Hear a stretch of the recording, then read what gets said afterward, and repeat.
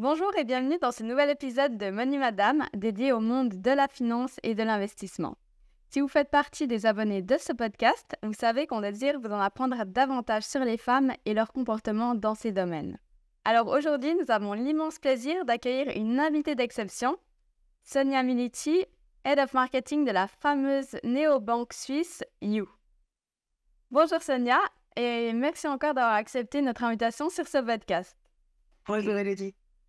Je te propose de nous en dire un peu plus sur toi avant de passer aux questions que j'ai vraiment hâte de te poser. Merci d'abord de m'avoir sur ton podcast. Donc, je m'appelle Sonia Milici, comme je l'ai dit, je suis Head of Marketing and Sales chez You. J'ai 20 ans d'expérience dans la communication, à la fois en agence de publicité et chez les clients. J'ai vécu des années à l'étranger. C'est là aussi que j'ai amélioré mes connaissances d'anglais. Je suis de retour en Suisse depuis 6 ans. J'ai rejoint Swissquote d'abord. Et ensuite, il y a 2 ans, pour le lancement du, un peu plus de 2 ans et demi, j'ai joint l'aventure You. Et j'y suis depuis les débuts. Ouais, c'est beaucoup. Très beau parcours. Très beau parcours.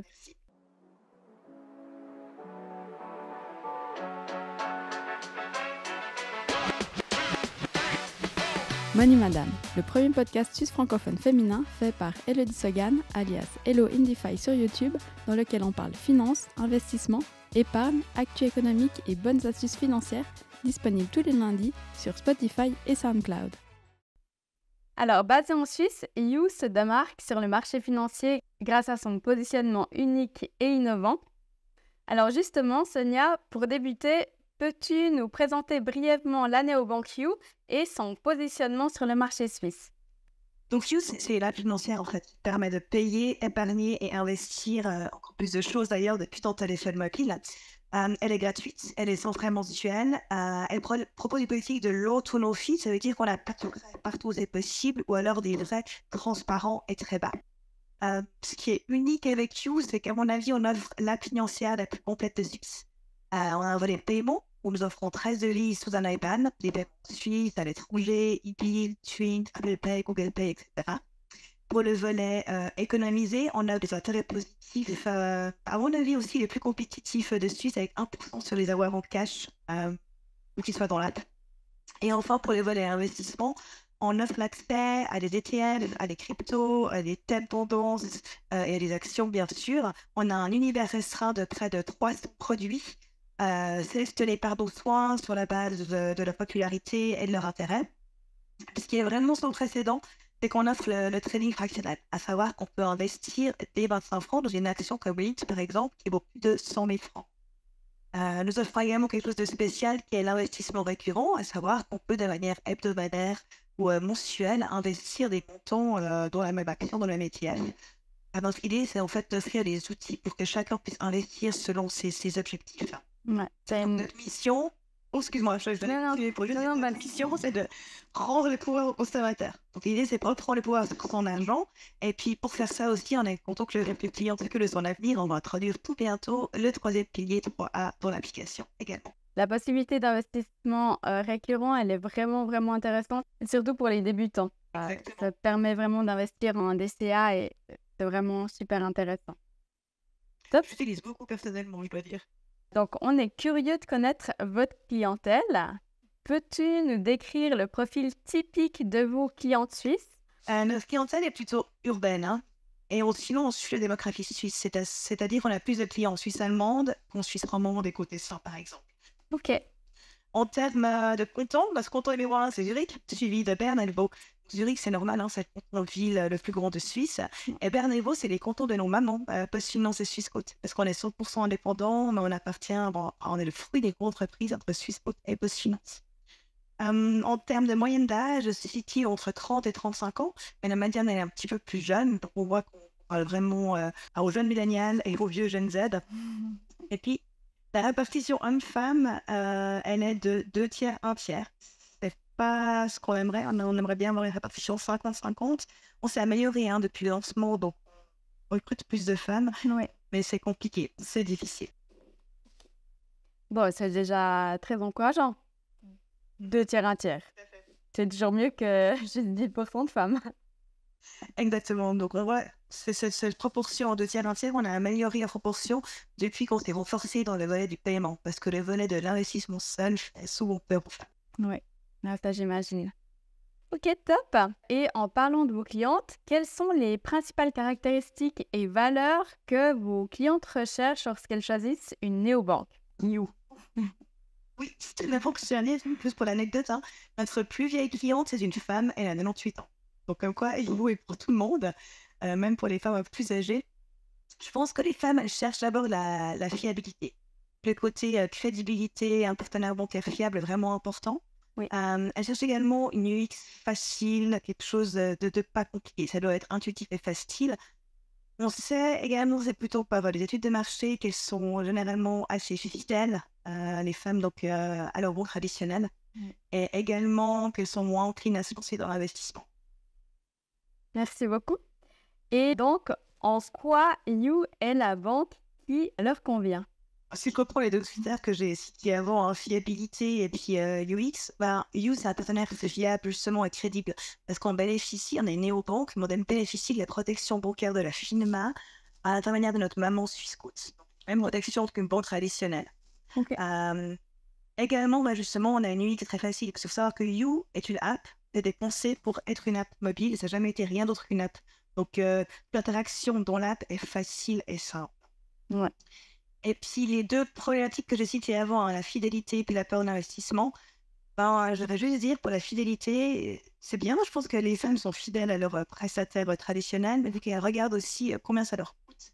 Les banques traditionnelles, c'est généralement très cher. Il faut regarder les frais de change, les frais de carte, les frais mensuels.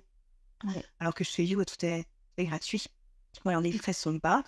Là, vous êtes prouvé par les comparateurs tels que Moneyland ou bien dans les émissions comme Source ou ABF où on est souvent dans les premiers rangs parce qu'on est pas cher et en plus on ramène de l'argent avec des intérêts positifs. Puis pour les côtés investissement, nous on est vraiment là pour aider les néo-investisseurs, femmes ou pas femmes. L'idée c'est qu'on puisse les prendre par la main. Le fait qu'on a un univers de produits restreint est aussi là pour aider, pour pas qu'on soit perdu face à des milliers de produits. Oui. Non, je la trouve vraiment très instinctive en fait, votre plateforme, et c'est aussi pour ça que je la mets en avant sur YouTube ou sur mes différents réseaux sociaux. Ouais. Merci beaucoup, Elodie. Maintenant, si on aborde le comportement d'investissement des femmes suisses, plusieurs questions nous interpellent. Il est vrai que l'investissement est souvent perçu comme un domaine plutôt masculin. Est-ce que tu as constaté une évolution dans l'implication des femmes suisses, notamment depuis tes débuts à Swissquote? Alors oui, l'investissement, j'ai déjà dit avant, ça fait un peu peur aux femmes, c'est difficile d'y intéresser. Mais il y a quand même un changement. Je pense que le Covid, ça a amené beaucoup de nouveaux investisseurs. Certains d'entre eux étaient des femmes. Parce que tout d'un coup, les banques en ligne se devenaient attractives et les gens ont commencé à penser de côté. Et comme je l'ai dit, il y a les femmes parmi eux. Le pont des cryptos aussi, il y a 3 ans, il a aussi contribué. En fait, ça a ramené beaucoup plus d'investisseurs sur le marché. Et du coup, le nombre de femmes investissant a augmenté, mais pas en proportion, mais en nombre absolu. Bon, c'est quand même encourageant de voir que le nombre de femmes a augmenté. Et si on continue avec les questions, il y en a une qui me semble vraiment très importante pour toutes les auditrices et tous les auditeurs qui nous écoutent. Alors la voici. Quelles sont les principales motivations qui poussent les femmes suisses à investir auprès de votre néobanque? Je pense qu'il y a la simplicité des utilisations et les prix bas. On est à 0,5% que les utilisent. Le fait qu'on ait un univers d'investissement restreint, donc on n'est pas perdu face à un autre produit limité. Le fait qu'on puisse commencer aussi par un petit montant à des 25 francs, donc on peut limiter un peu ses risques. On peut commencer si on est un peu frileux avec des petits montants. Et t'en parlais avant, mais l'investissement récurrent, je pense que c'est quelque chose qui nous distingue du marché et qui permet aux femmes de commencer d'investir. Parce qu'on peut avoir un investissement récurrent dans un ETF, par exemple. Donc là, je sens vraiment que les auditrices et auditeurs voudraient en savoir davantage. Peux-tu nous parler des stratégies d'investissement les plus courantes chez vos clientes? Ont-elles tendance à favoriser certains produits ou secteurs? Alors oui, clairement, les ETF, ils ont vraiment la cote auprès d'un public féminin, mais tu as des chiffres là devant moi, c'est vraiment clair. Qu'est-ce que c'est un ETF? Je pense que tes auditeurs le savent, mais c'est des fonds qui suivent un indice boursier. Ils investissent dans un panier de titres. Comme par exemple S&P 500, qu'est-ce que c'est? C'est justement un indice composé des 500 plus grosses sociétés cotées aux bourses aux États-Unis. Donc les ETF, c'est un moyen simple d'investir de manière diversifiée dans un marché boursier, donc on a un sentiment de sécurité parce que c'est diversifié. Ça plaît vraiment aux femmes. Euh, les produits avec lesquels elles investissent moins, chez nous, on voit vraiment les cryptos. C'est encore plus masculin que l'investissement dans les titres. Je crois que c'est le côté plus spéculatif. On a dit, les femmes, leur appétence au risque, elle est un peu moins grande que chez les hommes. Donc, on voit une corrélation. Parfait. Donc, en début d'année, on parlait énormément d'investissement ESG, donc durable et socialement responsable. Vos clientes sont-elles plus sensibles à l'investissement responsable que vos clients masculins? Comment est-ce que You répond à cette demande?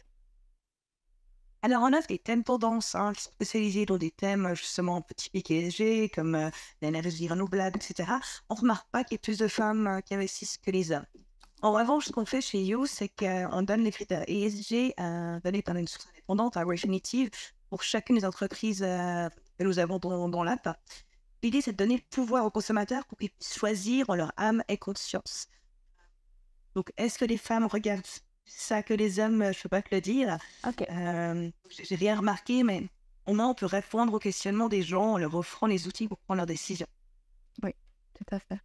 Bon, au moins, vous avez cette option sur l'application. Donc, merci infiniment, Sonia. Avant de passer à la dernière question, à toutes les auditrices et auditeurs qui nous écoutent, si la plateforme You vous intéresse et que vous désirez ouvrir un compte, sachez qu'en utilisant le code promo YouMoneyMadam que vous retrouvez également en description de ce podcast, vous gagnez 50 francs de trading credit à l'ouverture du compte et 250 Swisscoins, la crypto de You. J'aimerais d'ailleurs remercier chaleureusement Sonia et You pour cette superbe offre. Alors, au nom de la chaîne et du podcast, Sonia, merci infiniment. Merci Elodie, c'est un plaisir de compter parmi nos influenceurs. Maintenant, on arrive gentiment à la fin de ce podcast. Je vais saisir l'opportunité de te poser une dernière question. Aurais-tu des conseils ou des recommandations spécifiques à donner aux femmes qui souhaitent commencer à investir, mais qui hésitent encore? Alors, j'ai 4 conseils. Le premier, il ne faut pas investir plus que ce que l'on est prêt à perdre. Je crois que c'est assez basique. Alors, on n'offre pas les produits effet de levier chez You. On ne peut de toute façon pas perdre plus.